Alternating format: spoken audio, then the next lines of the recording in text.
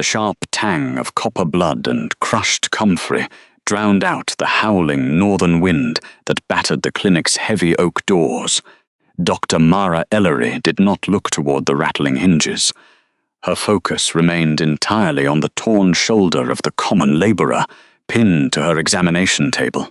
The winter bridge collapse had sent 20 broken bodies into her remote mountain infirmary before dawn, transforming the quiet stone hall into a chaotic landscape of torn linen and freezing mud.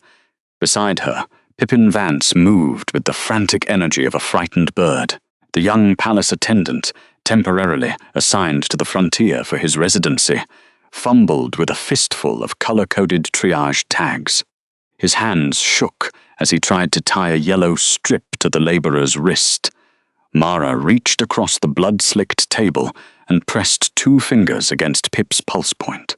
The physical contact was brief, grounding, and completely silent. The boy's breathing slowed. "Thread the silver needle," Mara instructed. Her voice was low, measured, and entirely empty of panic. "Dr. Ellery!" The shout came from the center of the ward, cutting through the low groans of the injured. A local pack official, draped in heavy furs that smelled strongly of expensive pine oil and entitlement, shoved his way through the narrow aisles of cots. He was uninjured, though his face was flushed dark red with outrage. Behind him, 2 minor nobles cradled bruised arms and superficial scrapes. "You are leaving ranking bloodlines sitting in the draft while you waste silk thread on a stone mason." Mara did not pause. She accepted the threaded needle from Pip, her fingers coated with iodine and zinc, yet completely stable. The curved silver pierced the labourer's ragged skin with a quiet, wet sound. She pulled the thread taut, closing the torn muscle with a precision that required years of solitary practice. "I am the regional overseer," the official snarled, closing the distance until his shadow fell across the surgical tray. "I demand you treat the noble survivors immediately. You are an unranked Omega.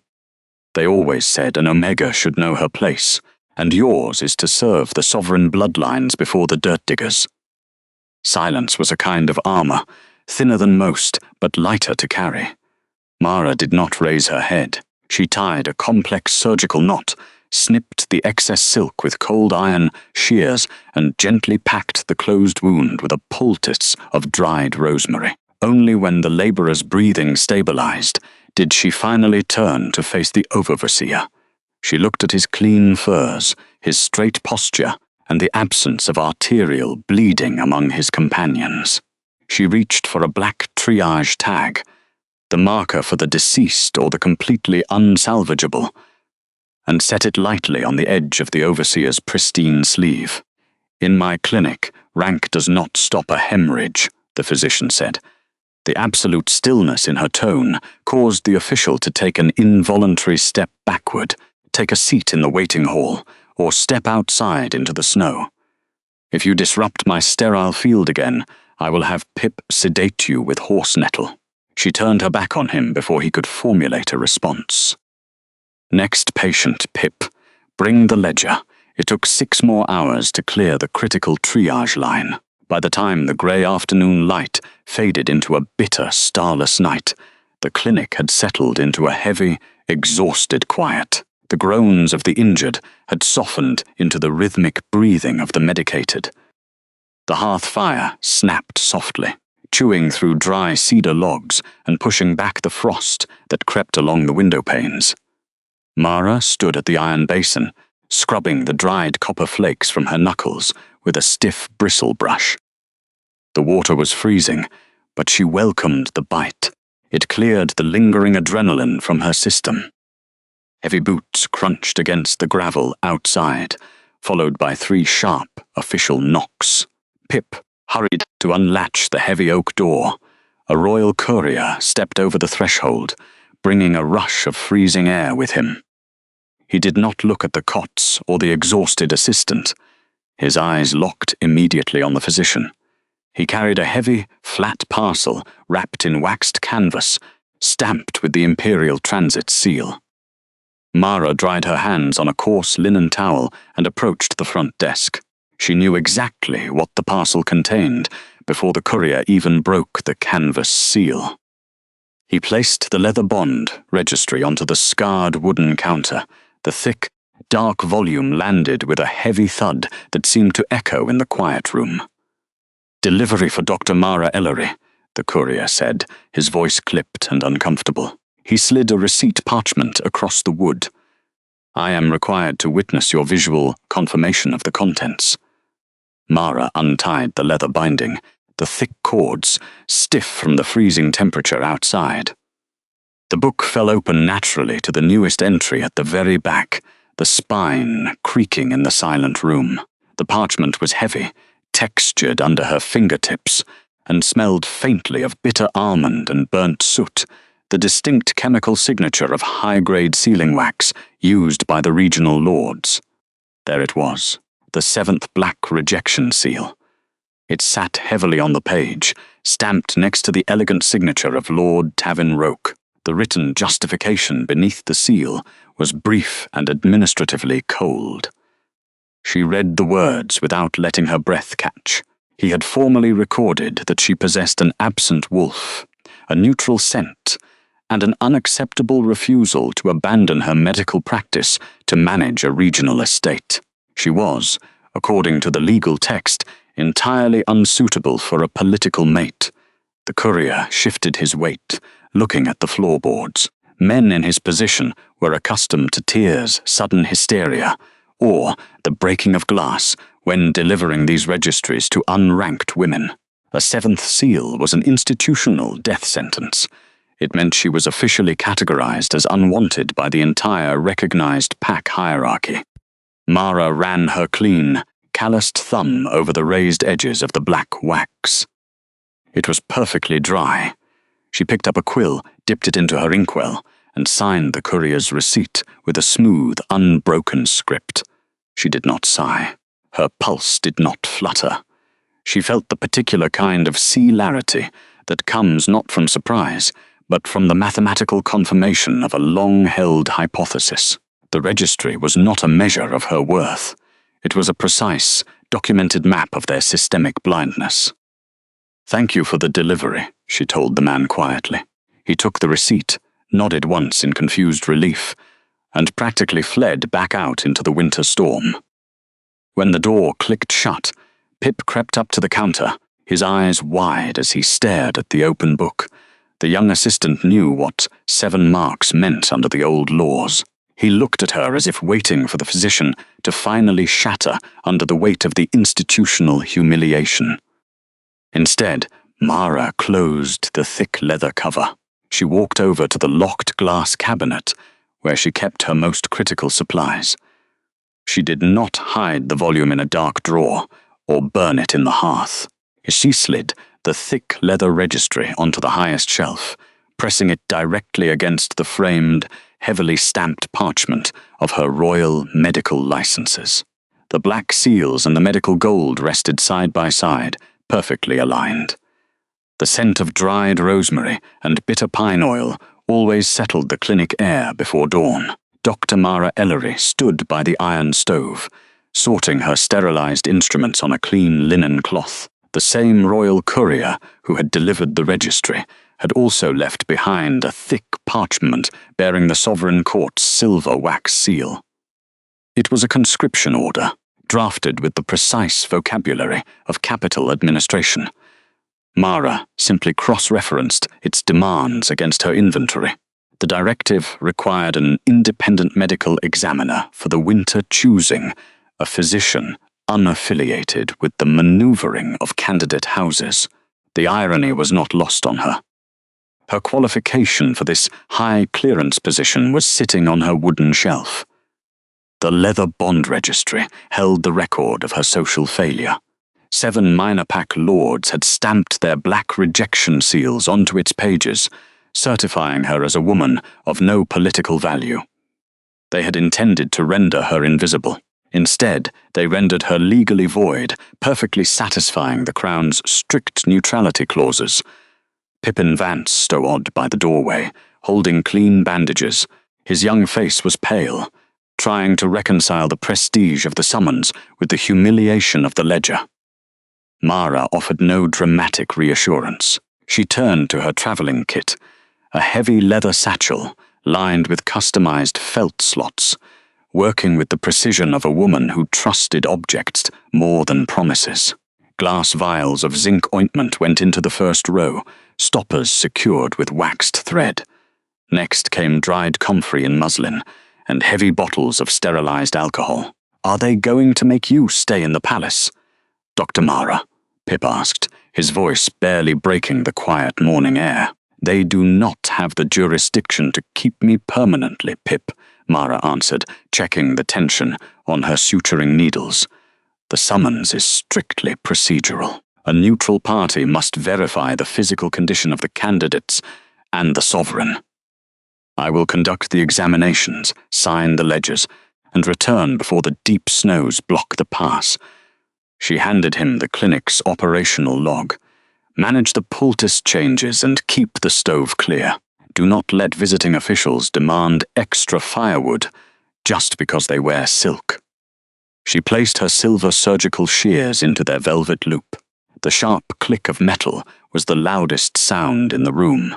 There was no fairy tale anticipation in her chest. The court was simply a colder room filled with patients who lied more frequently than frontier commoners.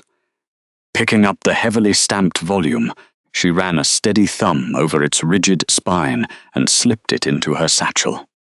It was a required identification document at the palace gates. Let them look at it. The capital's cobblestones bit through the soles of Mara's boots as she stood in line before the high iron gates. The northern wind carried the sharp scent of wood smoke, wet horsehair, and the cloying floral perfumes of the noble delegations arriving for the winter choosing. Mara stood perfectly still. She held her registry openly in her gloved hands, keeping her posture straight, breathing shallow against the cold. Gate clerks were meticulously checking every entry pass to ensure the absolute security of the royal grounds. Well, I suppose the capital truly has run out of qualified staff if they are summoning the borderlands leftovers. The voice was a smooth, performative drawl, pitched to carry over the restless crowd. Mara turned her head precisely 2 inches left. Lord Tavinroke stood a few yards away, flanked by armoured guards and his house's candidate for the Alpha King. He wore a cloak of silver-tipped fur, chest puffed with artificial authority. Less than a week ago, he had pressed his black wax seal into her registry, rejecting her because she refused to abandon her clinic to manage his household. He expected her to drop her gaze, awaiting the deep humiliation of an Omega confronted by her betters. Mara merely observed him. She did not see a powerful lord. She saw elevated respiration. She saw the slight, involuntary twitch of his left jaw muscle, a common physiological response to overcompensated anxiety. His pupils were dilated, despite the bright glare of the winter sun reflecting off the snow, betraying the adrenaline of a man desperate to prove his status. His asymmetrical posture and white-knuckled grip on his ceremonial dagger were textbook manifestations of territorial insecurity. "I was told you would retreat to the mountains, Mara," Roke continued, stepping closer, attempting to use his physical height to force her submission. "Yet here you are, clutching that pathetic book, trying to sneak into the winter choosing. Did you think you could beg for a position among the servants?" Her quiet detachment served as an impenetrable shield against his petty provocations. Mara did not explain the royal summons securely folded inside her coat. She did not inform him that her absent wolf and neutral scent were the exact reasons she would soon hold medical authority over the king he was trying to manipulate.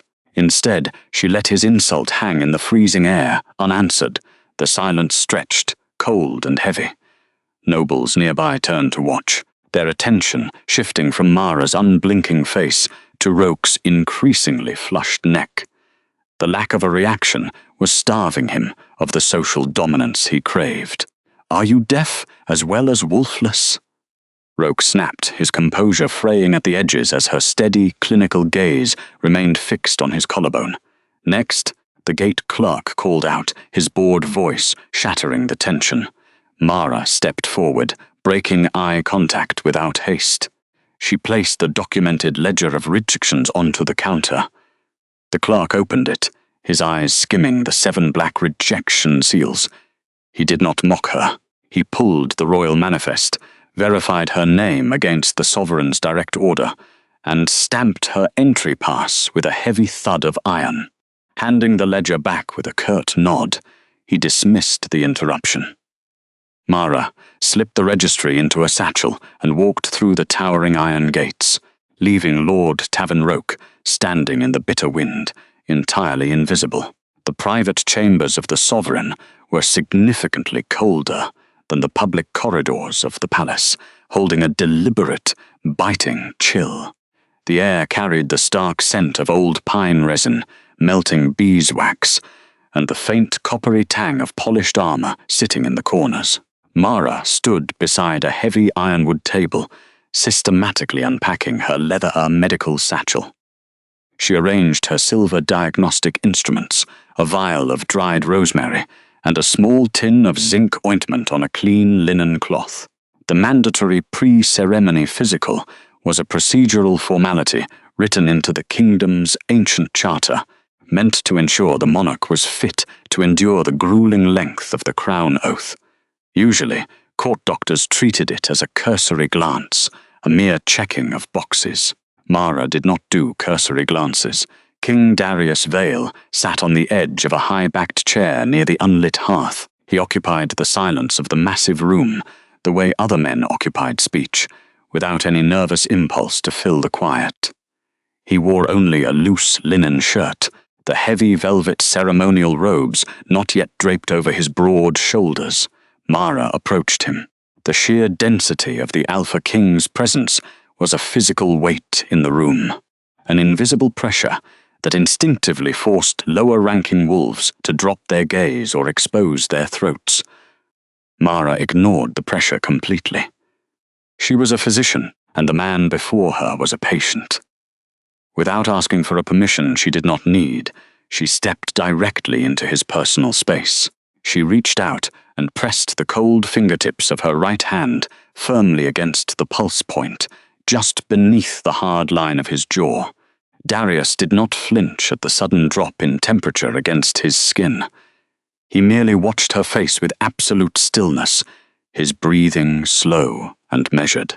Mara closed her eyes, tuning out the ambient noise of the distant courtyard guards. She listened not to the terrifying magic of his wolf, but to the mechanical, strictly biological rhythm of his cardiovascular system. Beneath her fingers, the blood flow was wrong. There was a distinct lag in the arterial push, a staggering rhythm that felt like a heavy iron gear slipping off its track. It was a deep systemic distress, entirely inconsistent with mere fatigue or pre-ceremony tension. Keeping her fingers anchored firmly against his neck, Mara asked him to extend his right arm and hold his hand perfectly flat. The monarch complied smoothly. For 3 seconds, his extended fingers remained still as stone. On the 4th second, a microscopic tremor rippled through his knuckles. It was a subtle, involuntary neurological misfire, isolated but undeniable. She opened her eyes and leaned closer, inspecting the sclera of his eyes under the ambient light. There was a faint, almost imperceptible yellowing near the corners, and the pupils were dilating with a sluggish reluctance against the candlelight. Mara withdrew her hand and stepped back, wiping her fingertips on a sterile cloth, smelling sharply of alcohol and crushed comfrey. The clinical pictures was forming rapidly in her mind, and none of the pieces belonged in a healthy man about to endure a grueling, multi-hour ceremony under the intense scrutiny of ambitious regional lords. She set the cloth down beside her silver instruments. Her voice was flat and entirely devoid of deference. She informed the king that his cardiovascular system was operating under an immense, unexplained strain, and his neurological responses were severely degraded. Proceeding with the lengthy crown oath was a profound medical risk that bordered on the suicidal. She recommended an immediate postponement of the ceremony and a full transfer to the Royal Infirmary for a comprehensive toxicological screen. Darius absorbed the clinical assessment without a single change in his expression. He did not argue with her findings, nor did he attempt to dismiss her authority to make them. Instead, he stood up slowly, the movement controlled, but carrying that same underlying stiffness she had just identified. He crossed the cold stone floor to the massive desk positioned beneath the tall northern window. Resting on a dark velvet cushion in the center of the wood was the ancestral crown. It was a terrifying piece of craftsmanship. The heavy gold was forged into a continuous, unbroken circle of interlocking wolves and jagged mountain peaks, recently restored to a brilliant, blinding polish for the winter choosing. A faint, sharp chemical scent hung in the air directly around it, a smell of heavy alloys and industrial fixatives that irritated the back of the throat. Darius looked down at the ancient object, his hands resting flat on the desk on either side of the velvet cushion. He explained the rigid architecture of the law with the same pragmatic detachment Mara used for medicine. The continuity statute was absolute. If he delayed the oath today without an undeniable, visibly fatal wound, the council members waiting outside would immediately invoke the emergency succession clause. A subtle tremor and a sluggish pulse, reported by an independent doctor, were not enough to halt the machinery of the court. The gathered officials would declare him unfit by reason of weakness, effectively seizing control of the throne before the sun set. Darius elaborated on the political snare designed to trap him. Severin Holt had spent months carefully positioning the 7 regional lords to form a united voting bloc. They were primed to demand an arranged marriage to a selected consort the moment the king showed a flicker of hesitation. A medical delay orchestrated by a wolfless physician would be spun instantly as a weak monarch hiding behind a commoner's excuse. The Chancellor would use the very caution she recommended to dismantle the sovereign authority permanently. Mara crossed her arms, her posture rigid. She pointed out that a full cardiovascular collapse in the middle of the grand hall would also trigger a succession crisis, with the added complication of his permanent absence. The human body, she reminded him coldly, did not care about the Chancellor's timeline or the intricate rules of ancestral inheritance. A failing heart could not be ordered to keep beating simply because a piece of parchment demanded it. Darius finally looked up from the heavy gold artifact, meeting her gaze across the quiet room. He understood the medical mathematics perfectly, yet his duty was to the stability of the realm, not the comfort of his own arteries. If he did not put the crown on his head and walk out to face the assembly, the kingdom would splinter into violent factions by nightfall. He had to take the calculated risk. He had to provide the council with the visual proof of his sovereignty, even if it cost him the last reserves of his physical strength. Mara let the silence stretch, calculating the unyielding angles of his decision. She did not waste time with emotional pleas or dramatic warnings. If the monarch was determined to walk into a catastrophic medical event, her job was no longer prevention. Her job was damage control. She began packing her diagnostic tools back into the leather satchel, with sharp, precise movements, informing him quietly that she would be standing at the absolute edge of the legal boundary during the ceremony, with a fully prepared trauma kit waiting in the shadows. The great hall of the Capitol Palace held the deep, enduring cold of a mountain cavern, unaffected by the thousands of beeswax candles burning in the high iron chandeliers. Dr. Mara watched the winter choosing ceremony from the designated outer ring, her posture straight, her hands clasped loosely beneath her dark wool cloak. The air smelled of burning pine resin and the heavy, suffocating perfume of the assembled nobility. Chancellor Holt stood near the dais, his movements smooth and practiced, orchestrating the ancient ritual with the precision of a man who believed he controlled the tides. King Darius stood before the throne. From her position, Mara tracked the subtle, clinical indicators of his failing cardiovascular system. The faint, rapid flutter of the carotid pulse against his collar, the unnatural stillness of his shoulders held rigid by sheer willpower rather than muscular ease. The grey pallor beneath his skin that the surrounding lords mistook for solemnity. The 7 suitors who had marked her registry occupied the front rows, their expressions a mix of practiced loyalty and hungry anticipation. They were waiting for the formal declaration, for the sovereign to bind himself to one of their bloodlines. Holt raised his hands, signaling the final phase of the oath. 2 ceremonial guards brought forward the ancestral crown on a velvet cushion.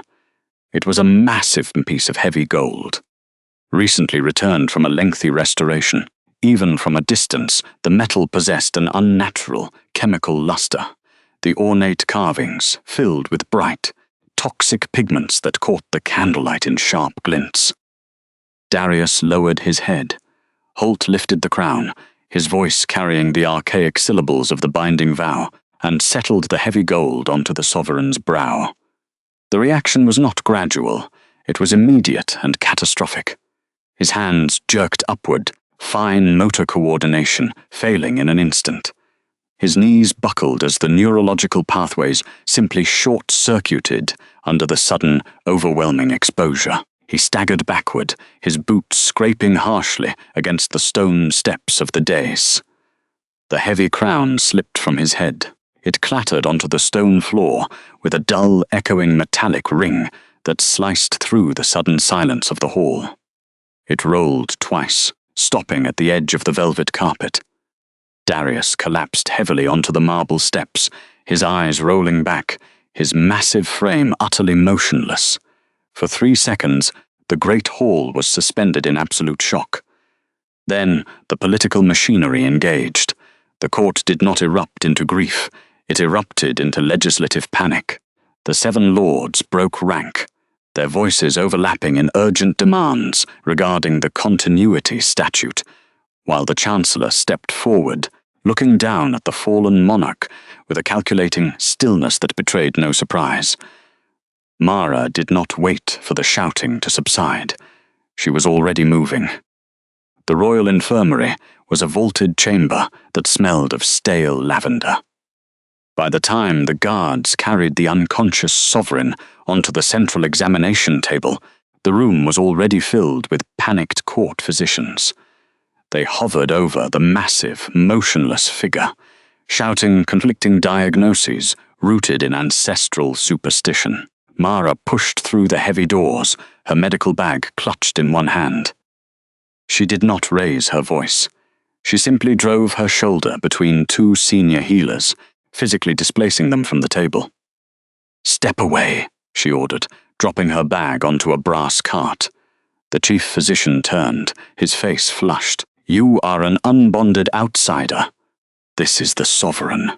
This is a patient in acute systemic shock," she corrected, her fingers pressing into the hollow of the king's throat. His pulse was thready, erratic, beating like a dying bird. His skin felt cold, slick with a sweat that smelled faintly of copper. Chancellor Holt materialized in the doorway, framed by the anxious faces of the council. He pointed a gloved finger toward the table. "Apply the ceremonial oils. Perform the rite of ancestral grounding. The law dictates that a fallen monarch must be tethered to the earth." Dr. Mara snapped her bag open. "If you rub his skin with ceremonial oils, you will seal his pores, accelerate his core temperature collapse, and kill him within 10 minutes. Holt's eyes narrowed, his smooth facade tightening into a mask of cold authority. "You overstep your provisional status. Do as the council commands." She ignored the Chancellor completely. She looked across the room and caught the eye of Pip, a young palace attendant, clutching a stack of clean linen in the corner. "Pip," Mara said, her voice dropping into a low, steady cadence that cut through the noise. "Close the mahogany doors. Drop the iron bar." The boy hesitated, looking at the Chancellor, then back to the physician. The quiet certainty in her gaze gave him the anchor he needed. Pip dropped the linen, sprinted to the entrance, and shoved the heavy double doors shut directly in Holt's face. The iron bar fell into place with a definitive, ringing thud. The immediate silence inside the infirmary was heavy, broken only by the ragged gasps escaping the king's lips. "Bring me the mortar," Mara instructed the boy, her hands already moving. She withdrew a vial of purified zinc powder and a block of medical-grade charcoal. This was not magic, it was chemistry. She crushed the charcoal with punishing force, the grinding of stone against stone filling the quiet room. She measured the black powder, combined it with the zinc, and stirred the mixture into distilled water to create a thick, binding slurry. The compound smelled of burnt earth and sharp minerals. Darius's chest hitched, his breathing growing dangerously shallow.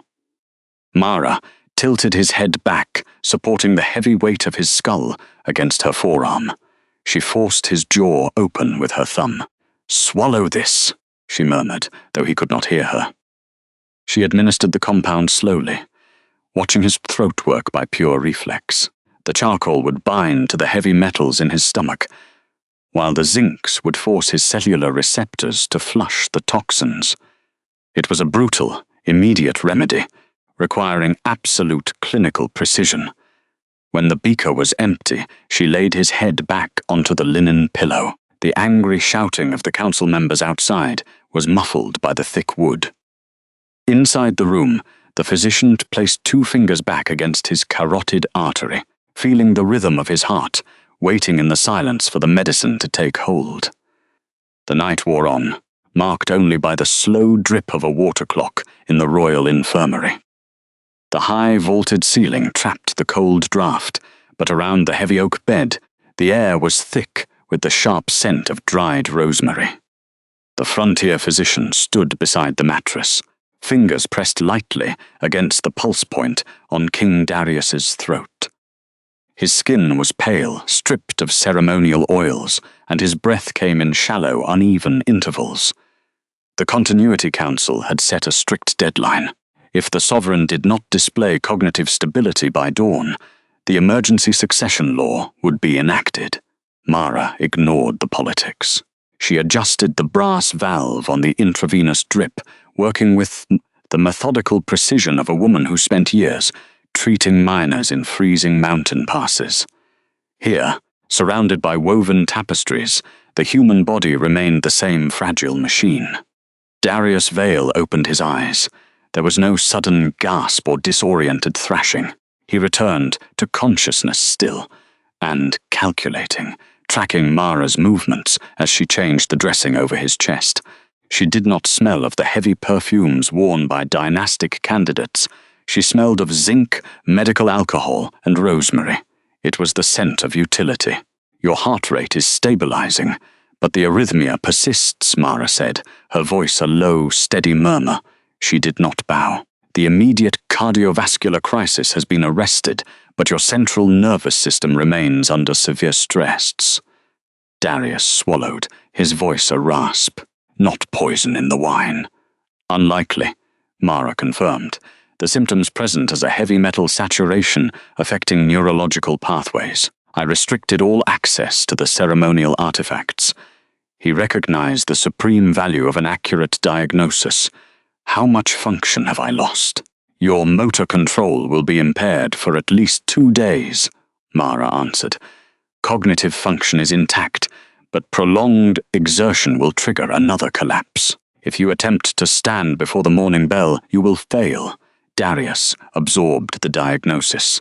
He possessed a profound stillness that guarded his thoughts better than any steel plate. He occupied that quietude without the nervous impulse to fill it, looking at her ink-stained fingers. "The council will demand entry at dawn to prescribe a proxy ruler." "They will not cross that door," Mara replied, recording his vitals. My authority as an independent medical examiner supersedes regional court physicians during an active critical event. They will call it treason, Darius pointed out. They can file a grievance with the medical board, Mara said dryly. A faint, rough sound escaped the king's chest, a genuine laugh.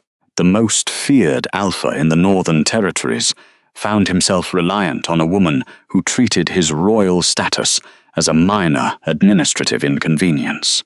The grey light of dawn had barely touched the frosted glass when the heavy oak doors rattled against their iron hinges. Dr. Ellery, you are operating outside your jurisdiction.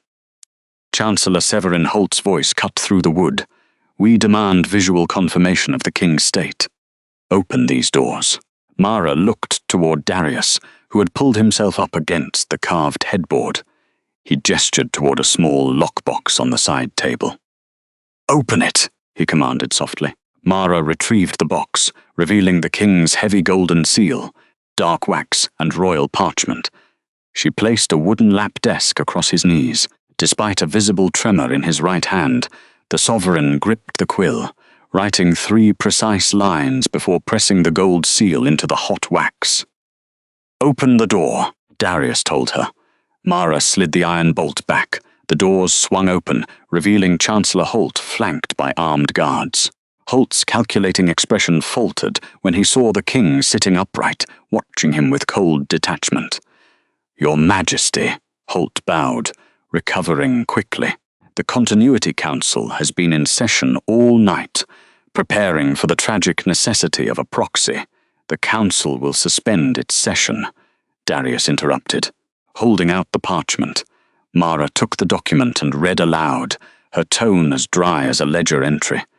By direct decree of the sovereign, I am officially appointed as the temporary crown physician. This mandate grants me absolute authority over the king's physical recovery and immediate environment. All previous medical authorities are hereby suspended. Holt's jaw tightened. A frontier doctor cannot supersede the capital's healers. The king is clearly not in his right mind. The king's mind is perfectly sound, Mara replied, checking the brass monitor. However, his cardiovascular system is currently under external stress. What stress? Holt demanded. You, Mara said simply. Your presence in this room, Mara explained, her voice devoid of emotion, is actively raising the patient's blood pressure. As crown physician, my duty is to eliminate environmental hazards. She pointed toward the corridor. You are an environmental hazard, Chancellor. Get out of my ward. Holt flushed a mottled red, opening his mouth to invoke the council's power. You heard the crown physician, Darius said. Remove yourself, Severin, before Dr. Ellery prescribes an eviction. Holt stared at the unrelenting face of the wolfless doctor, who stood between the throne and the council's ambitions. Without another word, he marched out.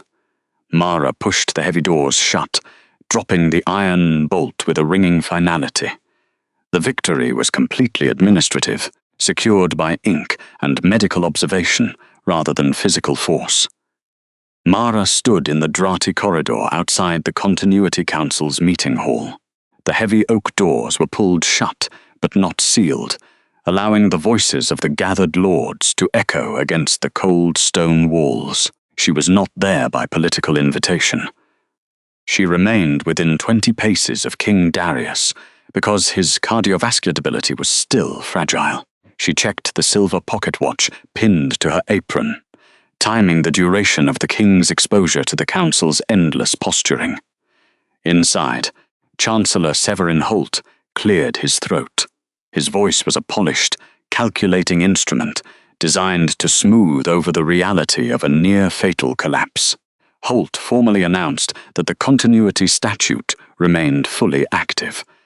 The crown oath ceremony had been interrupted, but the legal framework of the winter choosing was unbending.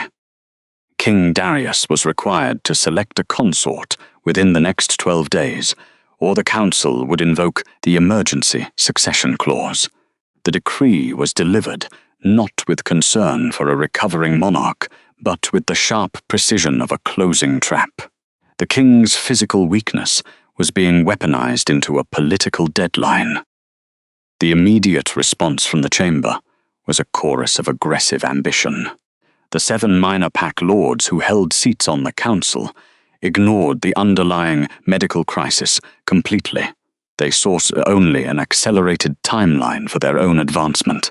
Each lord began promoting the women of their respective bloodlines, offering their sisters and daughters as the only logical anchors for a destabilized throne.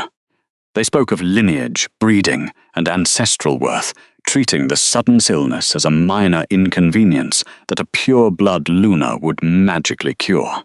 Lord Tavin leaned forward, his chair scraping loudly against the polished floorboards.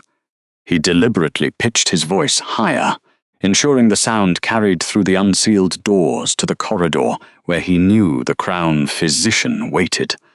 Roke boasted openly of his own house's unblemished purity.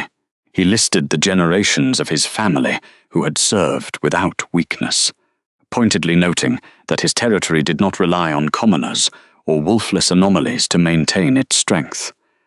His candidate, he declared, possessed a scent that commanded immediate respect and a wolf capable of bearing strong airs. Mara listened to Roke's posturing without altering her posture. She did not tighten her grip on her medical ledger or flush with indignation at the thinly veiled insult. She simply recorded the time of his outburst in her notes, recognizing it for what it was. The noise of a man entirely blind to the actual danger. Roke and the others were so focused on securing their proximity to the crown that they could not see the crown itself was killing the man who wore it. Inside the chamber, Darius sat at the head of the heavy ironwood table. His breathing was measured, his expression unreadable, though his pulse still required careful monitoring. He allowed the lords to debate their lineages and deadlines, observing their arrogant short-sightedness with cold restraint. He did not raise his voice to silence Roke or argue with Holt's 12-day mandate. Instead, he simply watched the men who were eagerly offering their relatives to a palace that had just nearly executed its sovereign. Darius knew the physician waiting in the cold corridor was the only person in the keep focused on his survival. Mara retreated to the provisional infirmary she had established in the disused observatory wing. The air here smelled of clean pine resin and drying comfrey, entirely free of the heavy, suffocating incense that clung to the lower levels of the palace. The high arched windows let in the sharp winter light, illuminating the broad wooden table she had commandeered for her records. If the Continuity Council intended to force a marriage within 12 days, she needed to understand the exact physical mechanism of the collapse before that deadline expired. She opened the thick-bound ledger containing the medical logs of the palace staff. Beside it, she unrolled a stack of regional workshop manifests provided by the quartermaster. Young Pippin Vance, a diligent palace attendant who had been reassigned to help her, stood at the edge of the table. Pip carried a stack of fresh parchment and a pot of dark iron gall ink. His breathing was shallow, and his hands trembled slightly as he set the ink down, a detail Mara noted with a quiet frown. She instructed the boy to read aloud the names and symptoms of any servant who had reported to the healers in the past 3 months. Pip traced his finger down the columns of the staff registry, his voice hesitant. He read out a list of scullery maids, guardsmen, and tapestry weavers who had complained of severe lethargy, sudden tremors, and cognitive fog. The palace healers had dismissed these ailments as winter fever or simple exhaustion, prescribing rest and basic tonics. Mara did not dismiss them. She recognized the specific combination of neurological distress and physical weakness. It was not a contagion, nor was it a curse bred in the bloodline. It was a systemic reaction to a persistent environmental hazard.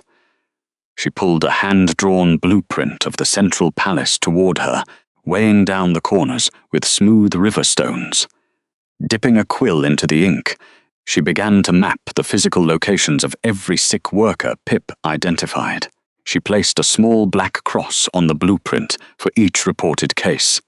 As the crosses accumulated, a stark, undeniable pattern emerged on the parchment. The illnesses were not randomly distributed across the fortress. The highest concentration of neurological symptoms clustered tightly around the royal apartments, the ceremonial hall, and the adjoining storage vaults. Mara traced the cluster with the feathered end of her quill. The servants who scrubbed the floors of the ancestral wing were the sickest. The craftsmen who had recently polished the ceremonial regalia reported the most violent tremors. The king, who spent the majority of his time breathing the air in those specific chambers, had suffered the most catastrophic collapse. The danger was entirely structural. It was embedded in the very walls and artifacts of the palace itself. Pip coughed, a dry, rattling sound that matched the symptoms described in the ledger. Mara looked up from the blueprint, her analytical gaze narrowing on the young attendant's pale face. She asked him where he had been assigned to work before being sent to the observatory. The boy quietly admitted that for the past 4 weeks he had been tasked with cleaning the intricate stonework in the private study and the newly restored throne room. The confirmation settled in her chest like a stone dropping through still water. The palace was poisoned, and the arrogance of the lords was keeping the truth buried in the archives. Moving her investigation to the secured observation wing, Mara requested the architectural logs. The restoration ledger smelled of damp cellar air and old iron gall ink. Dr. Mara Ellery sat at the heavy oak table, her fingers tracing the dense columns of administrative script. She ignored the political histories detailing the recent refurbishment of the royal apartments, looking only at the supply manifests. Her eyes scanned the listed components: raw gold, velvet padding, binding resins, and a massive quantity of a heavy northern alloy requisitioned specifically for the ceremonial regalia. The mathematics of the ledger were perfectly organized, yet the medical implications hidden within those numbers were catastrophic. Pippin Vance stood beside her, his breathing still shallow from his own mild exposure, but his hand steady enough to hold the glass containment box. Inside rested the ancestral crown. Stripped of the grand ceremonial lighting of the throne room, the heavy gold artifact looked less like a symbol of divine sovereignty and more like a simple, brutal mechanism of metal and stone. Ice was flat, devoid of the rising tension tightening her shoulders. She lifted the crown carefully, her hands protected by thick leather medical gloves. She turned the heavy artifact over, examining the inner rim where the rigid metal met the dark velvet padding. This was the exact circumference that rested tightly against the king's temples during the long ceremonies. Under the harsh white light of her examining lamp, she saw what the palace polishers had intentionally ignored. A dull, greyish-white residue had gathered in the microscopic crevices of the intricate gold work. It was not dust. It was not the natural tarnish of ancient metal reacting to the cold northern air. It was a deliberate chemical coating. Mara picked up a silver medical scalpel. She held her breath, angling the thin blade against the inner rim. With a precise, controlled motion, she scraped a tiny sample of the flaky grey pigment loose. The metallic dust fell onto a clean glass slide, looking entirely harmless under the stark light. "The acid vial," she said quietly. Pip handed her a small glass tube containing a highly concentrated chemical solvent used for testing mineral purities. Mara used a pair of fine tweezers to drop the metallic flakes into the clear liquid. For a single heartbeat, the room was perfectly silent. Then the reaction began. The liquid hissed softly against the glass. A heavy, sickly yellow cloud precipitated from the flakes, sinking rapidly to the bottom of the vial like a suffocating blanket. The faint smell of burning copper briefly escaped the tube before Mara quickly sealed it with a tight cork. She set the vial down on the wooden table. The shock settling in her chest was entirely clinical, a cold and terrifying clarity that left no room for doubt. The ancestral crown had not been cursed by rival packs, nor had the king been weakened by a defective bloodline. The artifact had been systematically lined with a highly toxic, lead-based alloy and sealed with poisonous chemical pigments during the recent restoration. Every time King Darius Vale wore it, the natural friction, combined with his own body heat and sweat, caused the heavy metals to leach directly through his skin into his bloodstream. It was a slow, invisible execution, entirely disguised as an ancestral inheritance. The heavy oak door of the observation wing swung open, breaking the silence of the laboratory. Chancellor Holt stepped over the threshold. The man smelled of expensive cedar cologne and calculated political desperation, his pristine robes a sharp contrast to the stark medical equipment surrounding him. He did not look at the sealed vial or the ancestral crown, his gaze fixed immediately on the young attendant holding the glass box. "Dr. Mara," the Chancellor said, his voice smooth and entirely devoid of warmth. "I see you are still running your little experiments. It is a pity that such relentless curiosity often leads to unfortunate administrative consequences." Mara did not reach for her registry or raise her voice. She simply wiped the edge of her scalpel with a clean linen cloth and set it down. "My medical mandate comes directly from the Sovereign Chancellor. I am not subject to administrative interference." Holt smiled, a thin, patronizing expression that did not reach his eyes. "Perhaps you are not, but your staff is another matter." He turned his attention fully to Pippin, a bright boy. It would be a profound tragedy if his medical residency at the capital were suddenly terminated due to a failure in compliance. The frontier hospitals are always in need of untrained hands.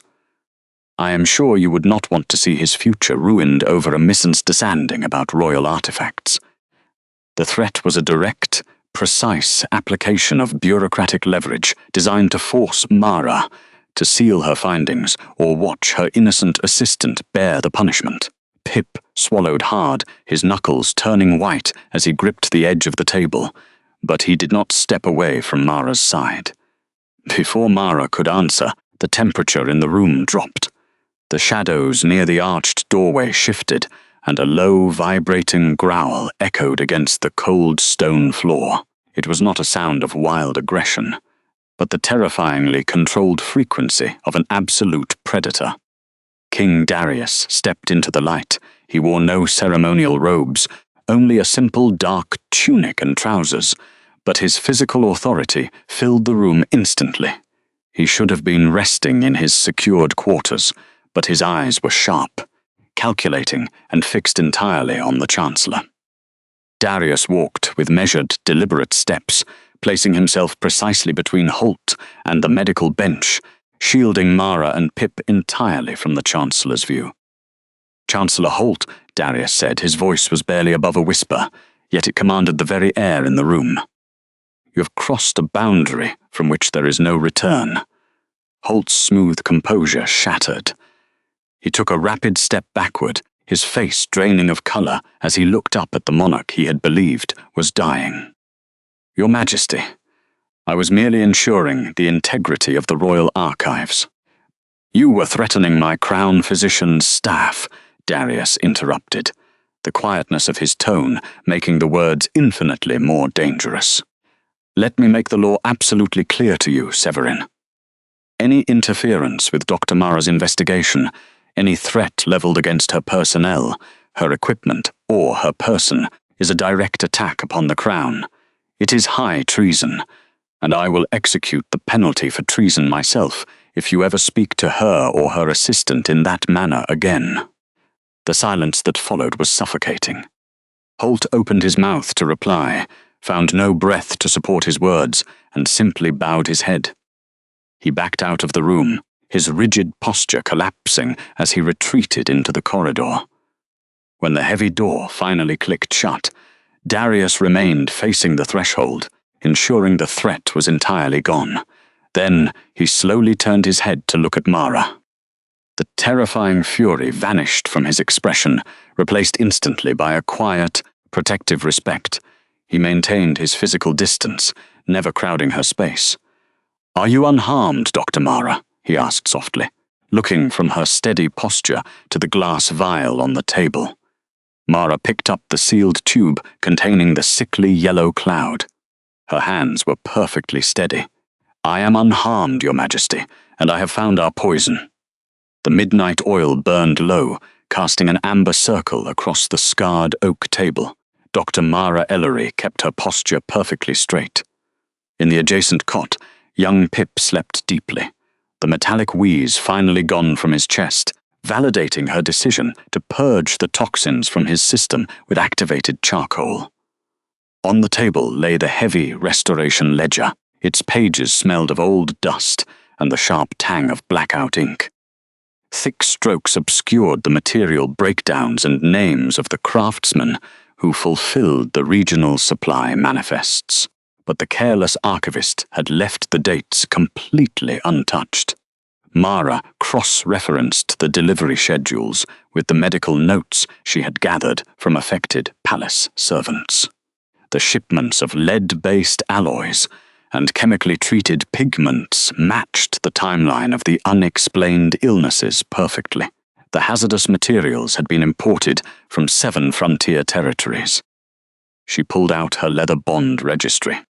For years, the 7 black seals pressed into its pages had been treated as absolute proof of her inadequacy by the capital's elites, formal declarations that she lacked the proper lineage to stand beside a pack lord. She flattened the rigid binding flush against the redacted ledger.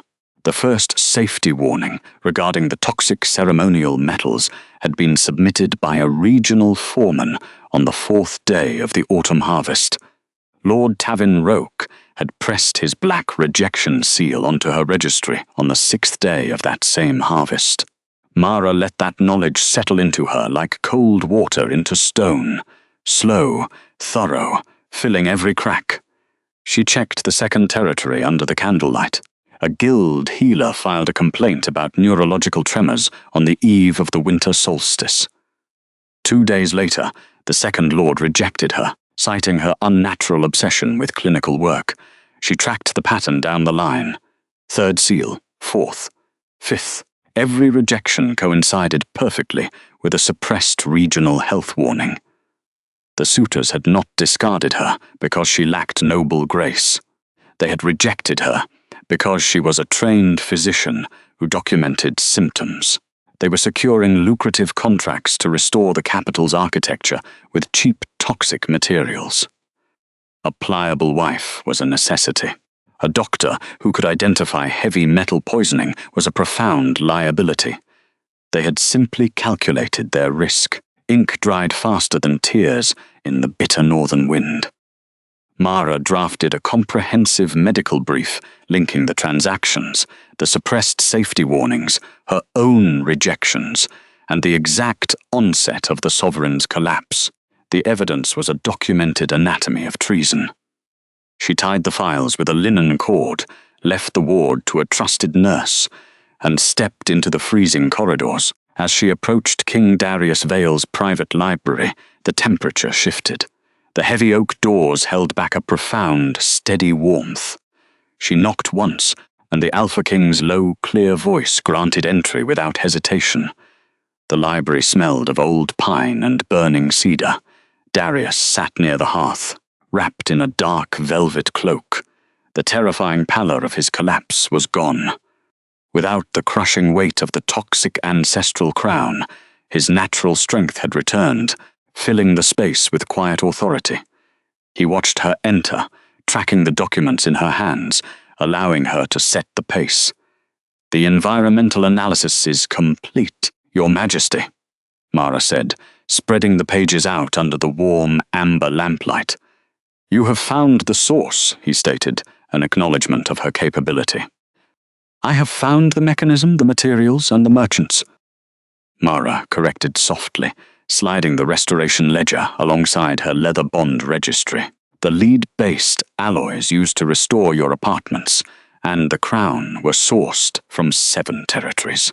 Local guild healers attempted to file safety warnings months ago. Darius's eyes scanned the columns with sharp comprehension, and Chancellor Holt suppressed the reports. Yes, he divided the contracts so no single region would recognize the hazard, Mara said.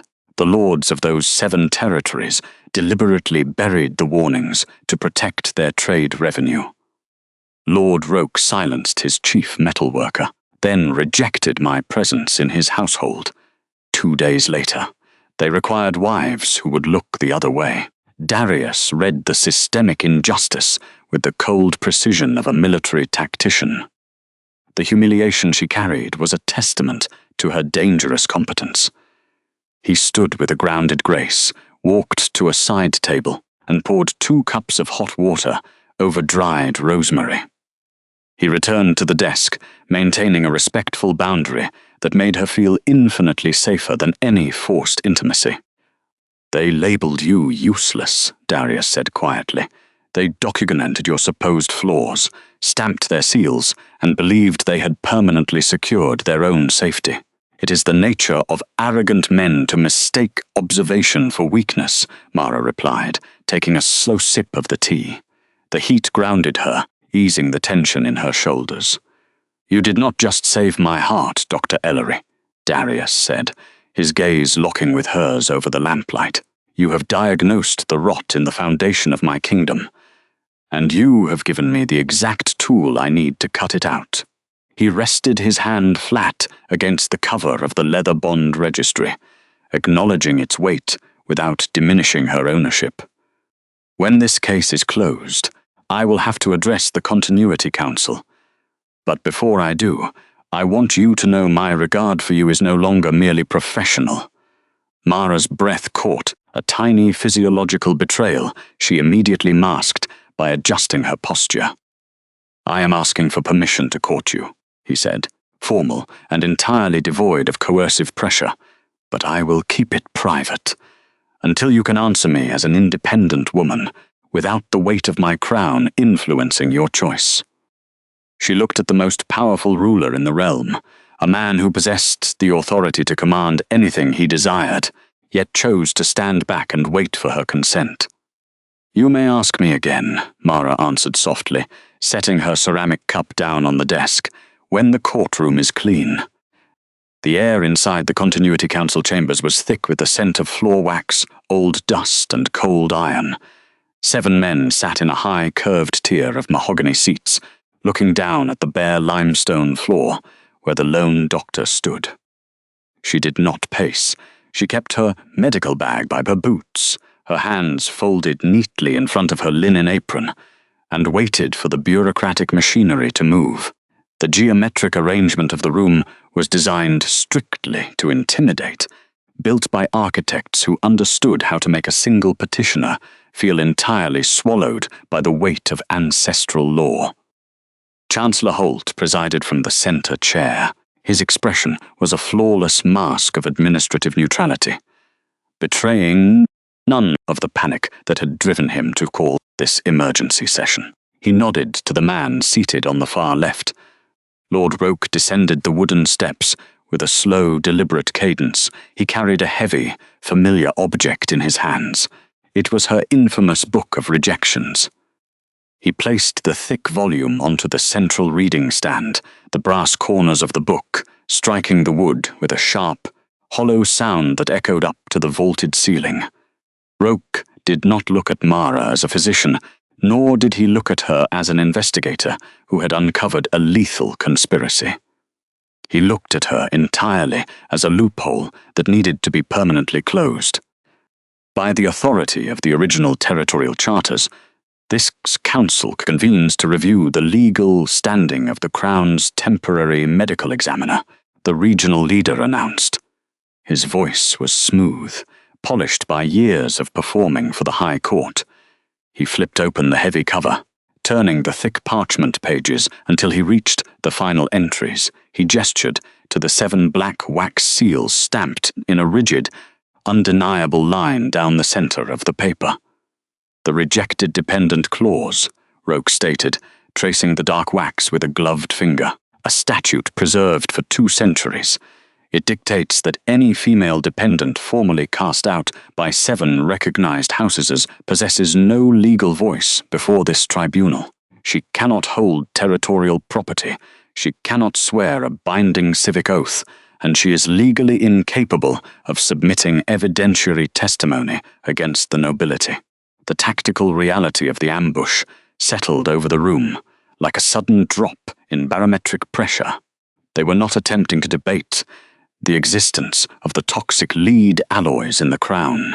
They were not fighting the missing financial records she had gathered from the Restoration. Ledgers. They were simply erasing her constitutional right to speak the facts aloud. Mara kept her spine straight and her breathing measured. Her unshakable composure formed a silent barricade against their hostility. She let the men look down at her, refusing to offer them the satisfaction of a panicked defense or a furious outburst. They were weaponizing the very institutional prejudice she had survived for years, using the deep, systemic grooves of their own arrogance to bury the treason they had committed. The Chancellor steepled his fingers, feigning a deep, systemic regret. He looked down from his elevated seat, his tone dripping with false sympathy. "The law is the law, Doctor. Until your classification is altered by a recognized pack, your medical and financial briefs regarding the restoration materials are officially inadmissible." The temperature dropped sharply by nightfall, turning the heavy rain against the glass into a thin layer of frost. The unused observatory smelled of dry pine needles, cold brass instruments, and old star charts. It was a quiet, functional room, entirely stripped of the heavy velvet hangings and toxic gold pigments that choked the lower levels of the palace. Darius Vale stood near the small stone hearth. He looked entirely different from the man who had collapsed during the oath ceremony. The grey pallor was gone from his skin, his breathing was steady, and the neurological tremors in his hands had completely vanished. He did not move with the restless, aggressive agitation of a cornered sovereign. He occupied the quiet space without the nervous impulse to fill it. When Mara entered, he turned and extended a rolled sheet of royal vellum toward her. The heavy crimson wax seal of the king hung from a braided gold ribbon at its base. "A sovereign pardon," the king said softly. "It is a decree of absolute royal nullification. If I sign this, it will strike the 7 seals from the public record. It bypasses the Continuity Council entirely. Lord Roke's maneuver will be rendered void before the morning bell."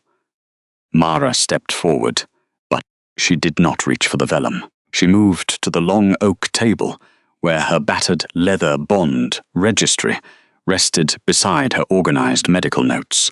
She ran her fingertips over the rough, cracked leather cover. The binding was worn from years of travel across the frozen frontier, carrying the heavy, silent weight of other men's dismissals. "A pardon implies a crime," the physician answered, her voice low but remarkably steady. "If you sign that document, the court will record that you saved a disgraced woman out of pity. They will accept that the ancient law was correct, and that you merely forced a royal exception." She turned to face him, the firelight catching the sharp, analytical focus in her eyes. "If you override the clause with a pardon, my testimony becomes a royal dictate rather than objective science. The medical evidence will be forever tainted.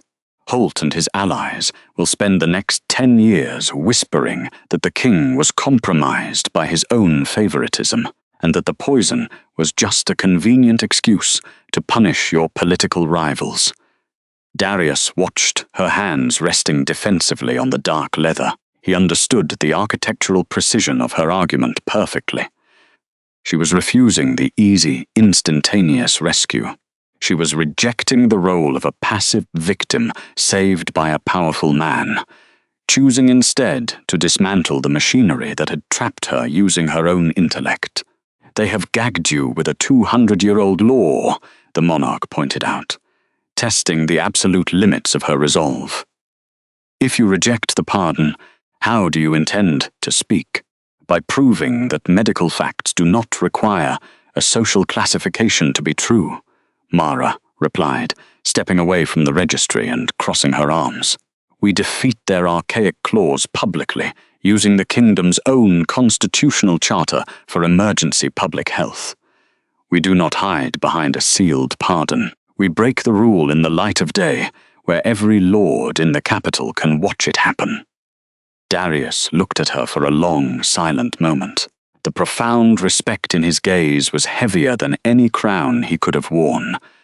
He did not argue, nor did he attempt to use his authority to force the vellum into her hands. He accepted her boundary instantly. He reached toward the hearth and dropped the royal pardon into the dying flames, watching the expensive paper curl and blacken into ash. Then we fight them on the floor of the Grand Convocation, he said quietly. The Grand Convocation convened under the vaulted ceilings of the High Court. The air was heavy with burning beeswax and the metallic chill of a northern winter slipping through stained glass. Alpha King Darius Vale sat upon the sovereign dais, his posture immaculate, shadows of his dark velvet cloak pooling over the carved stone. He did not wear the ancestral crown. It rested instead on a velvet cushion at the center of the floor, isolated beneath a shaft of pale afternoon light, treated not as a symbol of divine right, but as forensic evidence. Around the room's perimeter, the kingdom's scribes held their quills ready, poised to record a verdict that would permanently alter the succession. Dr. Mara Ellery stood beside the pedestal. She wore her standard medical coat, cuffs impeccably clean, her posture holding the quiet stillness of a compass needle finding north, the entire hall oriented toward her. The Continuity Council and the 7 minor pack lords watched with varying degrees of contempt and mounting unease. The royal physicians attributed the king's collapse to a weakness of blood, Mara began. Her voice carried easily through the cavernous space. She did not pace or gesture wildly. She stood beside a long wooden table laid out with several glass vials, a mortar, and precise measuring instruments. They relied on ceremonial precedent. I relied on chemistry. She lifted a glass vial containing a measure of dark fluid. This blood was drawn from a metal worker in the southern quadrant 3 days ago. He presents with severe neurological tremors, cardiac arrhythmia, and distinct discoloration along the gum line. The exact symptoms observed in the sovereign. A murmur rippled through the assembled nobles. To compare a king's affliction to a laborer's sickness was a serious breach of etiquette, but Mara ignored the shifting velvet and disapproving whispers. The metalworker, she continued, setting the vial down with a soft clink, was contracted 6 months ago to restore the interior lattice of the ancestral crown. She picked up a scraping tool and lifted a dusting of golden powder from a sealed dish. This is a sample taken from the inner rim of the crown itself. The restoration required a heavy lead-based alloy mixed with highly volatile chemical pigments to achieve a brighter sheen. It is a hazardous compound, known to seep into the skin through prolonged contact, especially when heated by body temperature. Over the course of the 3-day Coronation Festival, the king's exposure would have been fatal. Lord Tavinroke leaned forward, his face flushed. You expect this assembly to believe that a simple jeweler's trick nearly killed the Alpha King. That is a physician's fantasy, designed to cover your incompetence. Mara did not flush. She did not raise her voice to match his. Instead, she picked up a dropper filled with a clear chemical reagent. Medical facts do not require your belief, Lord Roke. They only require observation. She arranged 3 clear glass beakers on the polished wood. The first contained the sick metalworker's blood plasma, cloudy and viscous. The second contained a dissolved suspension of the crown's metallic scraping. The third contained pure distilled water as a control. When this reagent encounters the specific heavy metal used in the restoration, Mara stated with absolute clinical detachment. It binds to the lead particles. The reaction is immediate. The resulting compound is a bright, undeniable yellow. The hall fell into a profound, suffocating stillness. The entire assembly seemed to stop breathing at once, their collective gaze tracking the movement of her steady hand. She squeezed the dropper over the distilled water. The liquid remained perfectly clear. She moved to the second beaker, the crown suspension. A single drop fell. The liquid bloomed instantly into a harsh, brilliant yellow, radiating under the afternoon light. Finally, she moved to the plasma of the dying metal worker. A single drop. The same violent, toxic yellow bloomed through the glass, matching the metallic sample flawlessly. Mara stepped back, gesturing to the matching beakers. The poison in the crown is the poison in the blood. The king was not failing his kingdom. His kingdom was poisoning him. The visual proof hung in the air, heavier than the cold stone architecture. The bright yellow solution sat immutable and absolute, rendering centuries of noble tradition powerless against basic chemistry. King Darius remained perfectly still on his throne, his gaze slowly panning across the Continuity Council. His ruthlessness was not expressed in roaring fury. It was measured in the terrifying, calculating calm of his scrutiny. "The medical truth is established," Darius said, his voice a low, resonant hum that vibrated against the floorboards. "The administrative truth will now follow." He nodded to the Master of Archives, who stepped forward, carrying the heavy, leather-bound restoration ledger. The book was set upon the witness stand, its thick pages smelling faintly of dry ink and cedar wood. Mara opened her own notes, aligning her documentation with the master ledger. The restoration of the crown was not an accident of poor craftsmanship. The toxic nature of these alloys was documented in 7 separate safety reports, submitted by regional healers and master smiths before the work ever began. She turned a page. The sound of parchment brushing against parchment echoed sharply. Those warnings never reached the throne. They were deliberately suppressed. The contracts for the hazardous materials were divided among 7 different minor pack territories, ensuring no single auditor could see the complete supply chain. Chancellor Severin Holt maintained his smooth, performative politeness from the right hand of the dais, though a fine sheen of sweat had appeared on his brow. "Administrative oversight is common in a kingdom this size, Dr. Ellery. A tragic clerical error, perhaps, but hardly a conspiracy. We cannot govern a territory by holding the High Council responsible for the careless mistakes of regional laborers.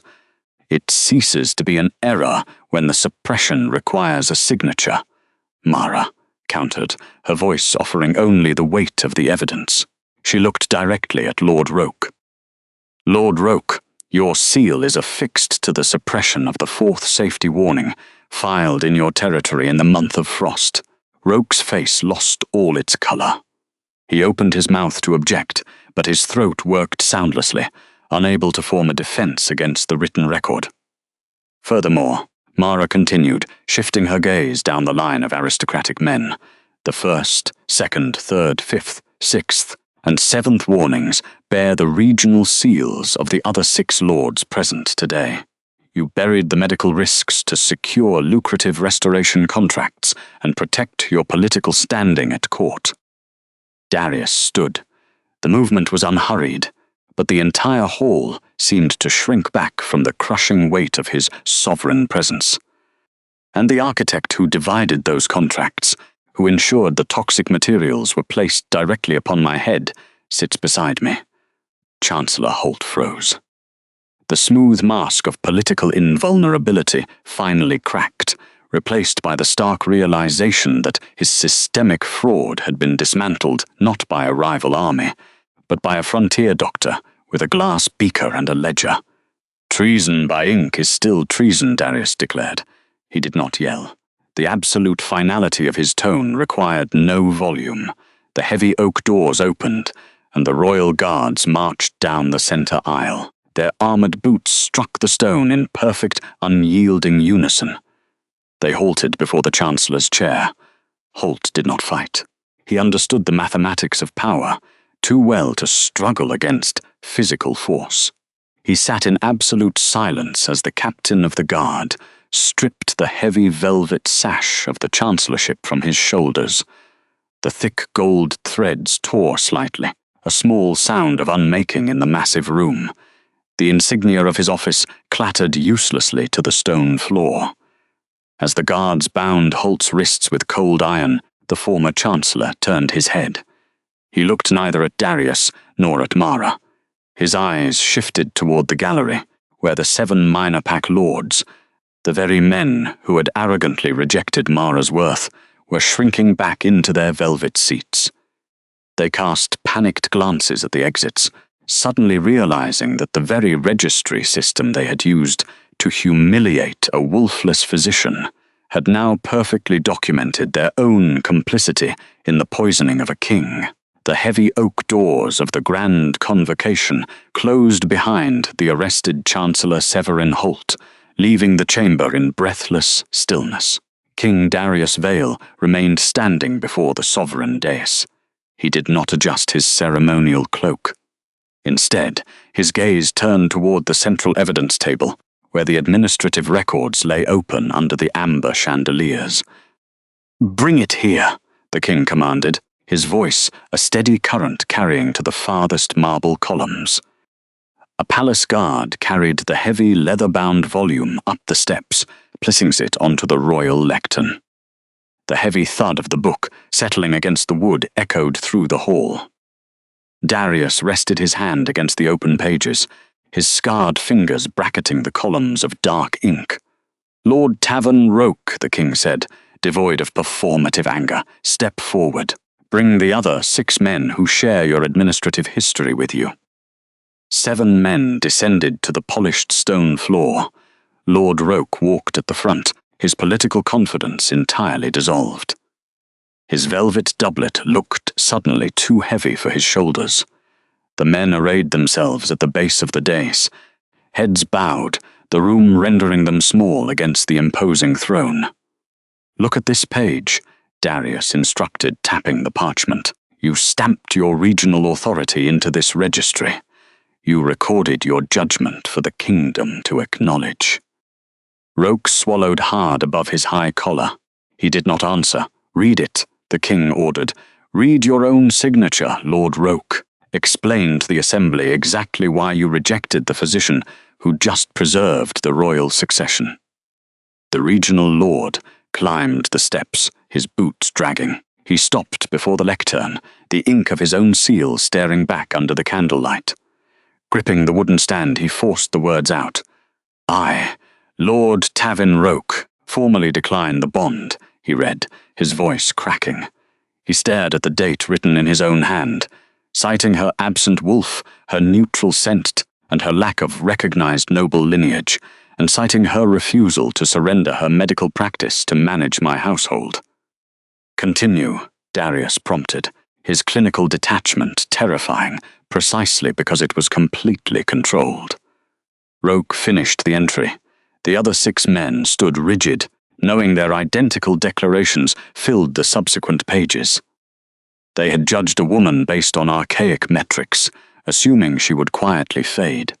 Instead, they were forced to listen to those judgments spoken aloud, directly following the revelation that their negligence had nearly killed the monarch.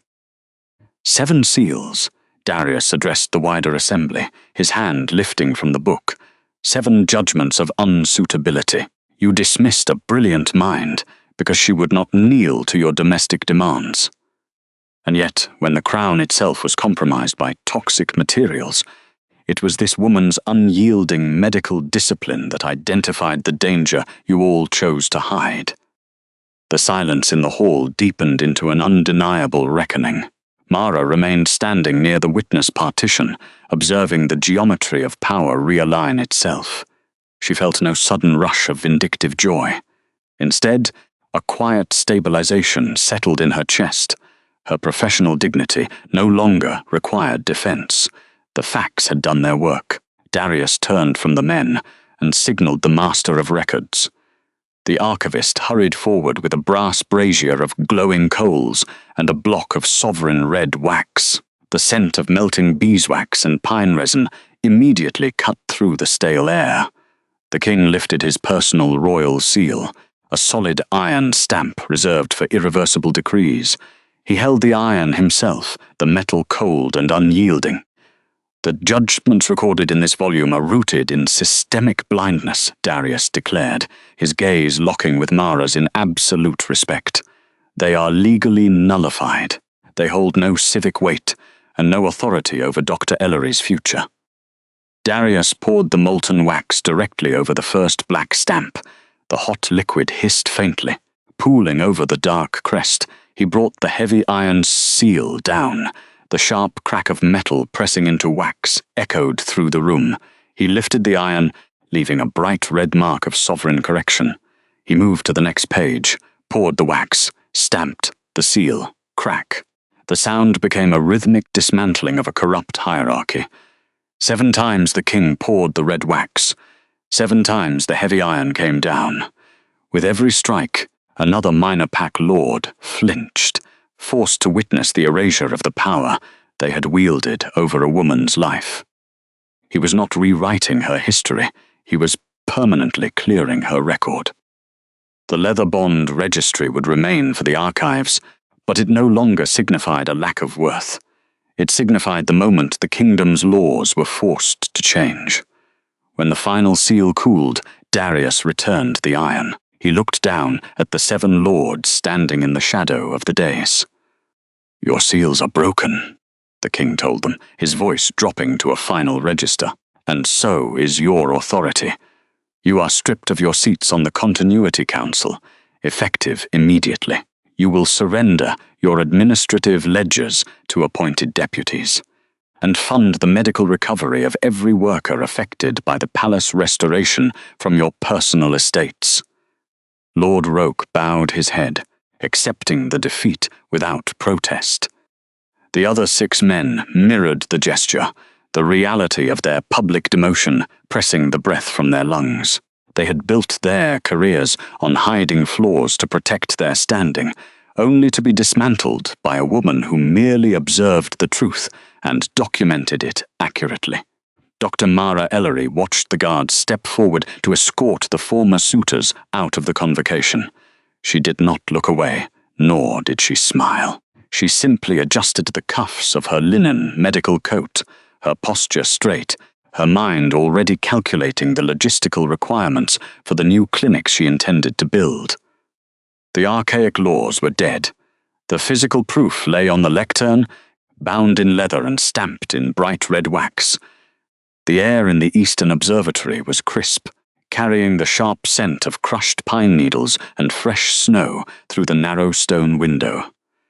It lacked the heavy, metallic stagnation that had nearly cost the monarch his life. There was no gold leaf here, no lead-based paint flaking invisibly into the atmosphere. The room was austere and functional.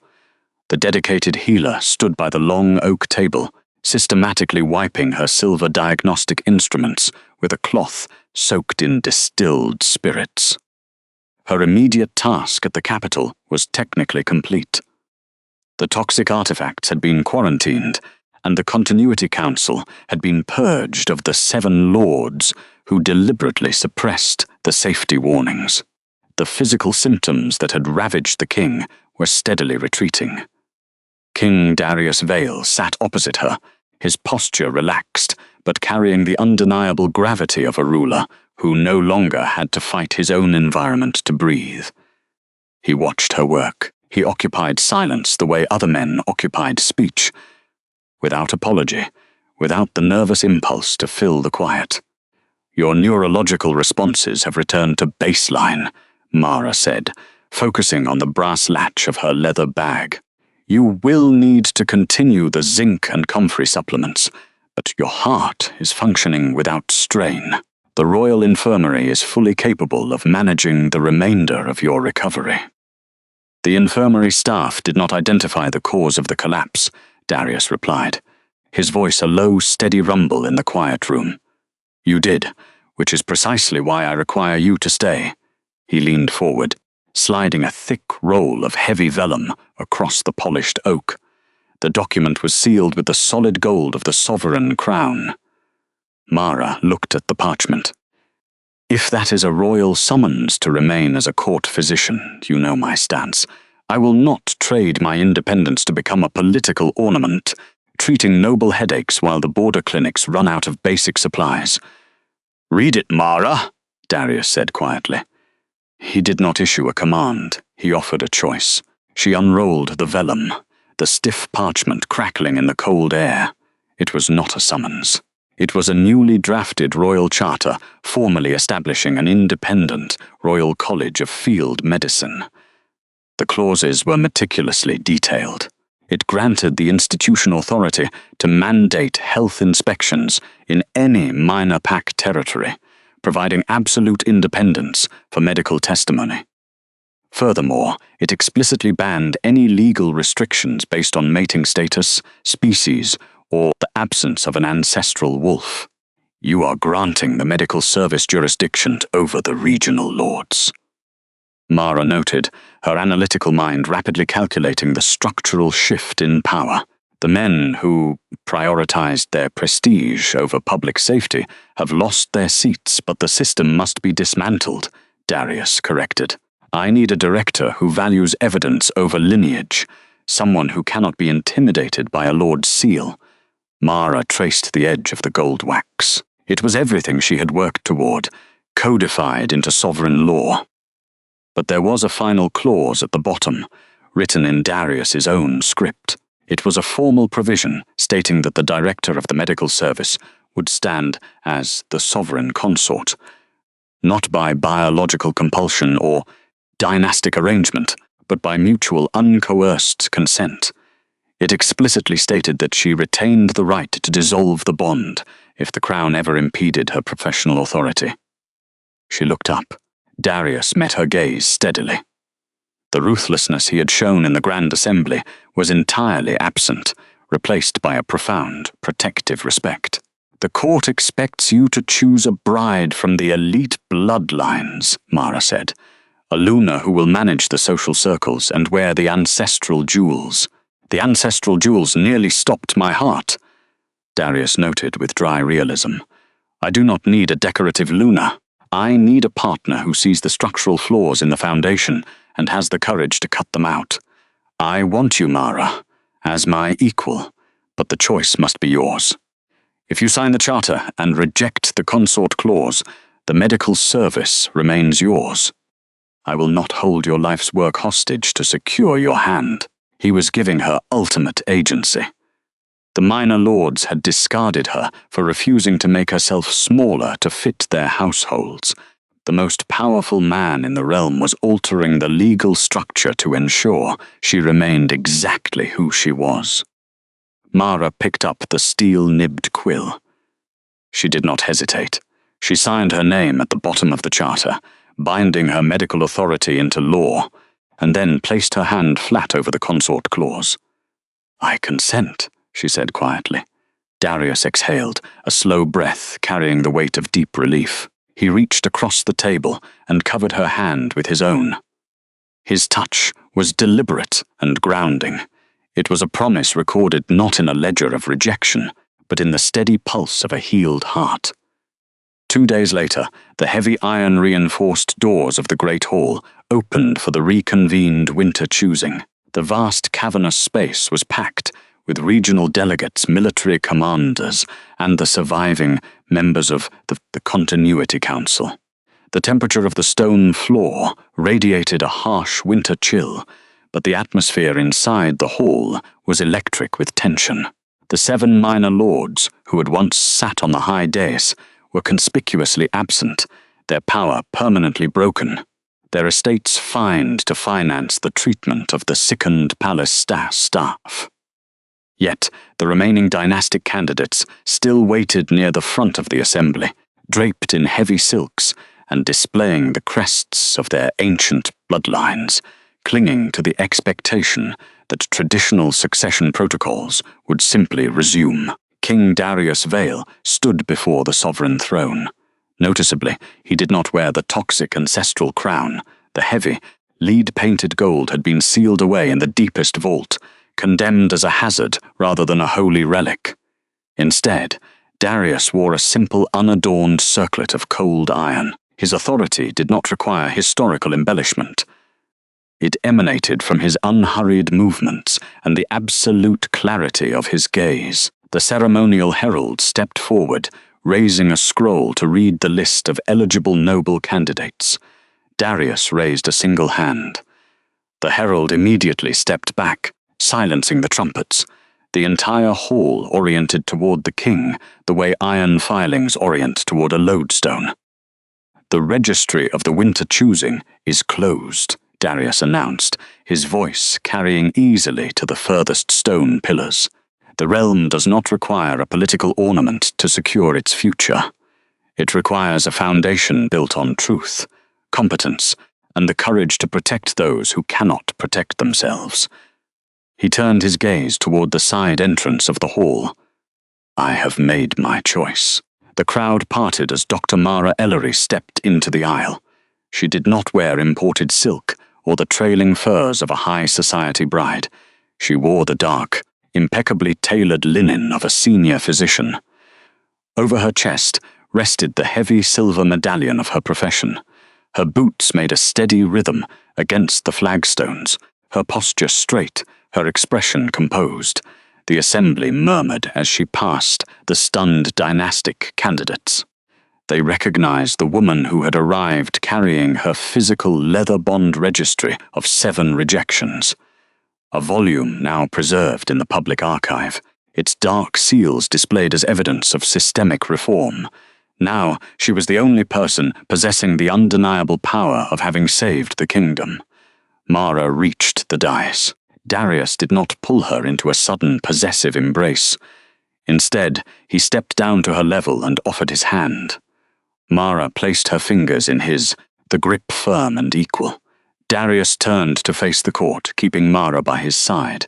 "I present Dr. Mara Ellery. She is the director of the Royal Medical Service, the architect of our reform, and my chosen sovereign partner. Her authority in matters of health and public safety supersedes the council, and her word is law." There was a moment of profound, echoing silence in the great hall. It was not the silence of resistance, but the heavy quiet of an ancient system realizing its archaic rules had been permanently overwritten. Then, starting from the royal guards and spreading outward, a thunderous wave of applause erupted, shaking the winter frost from the high windows. Mara stood beside the king, her level gaze meeting the cheering crowd without insecurity. She felt the cool weight of the silver medallion and the solid warmth of Darius's hand holding hers. The kingdom had repeatedly demanded that she know her place. She had simply refused to accept their geography, choosing instead to build a new world on her own terms.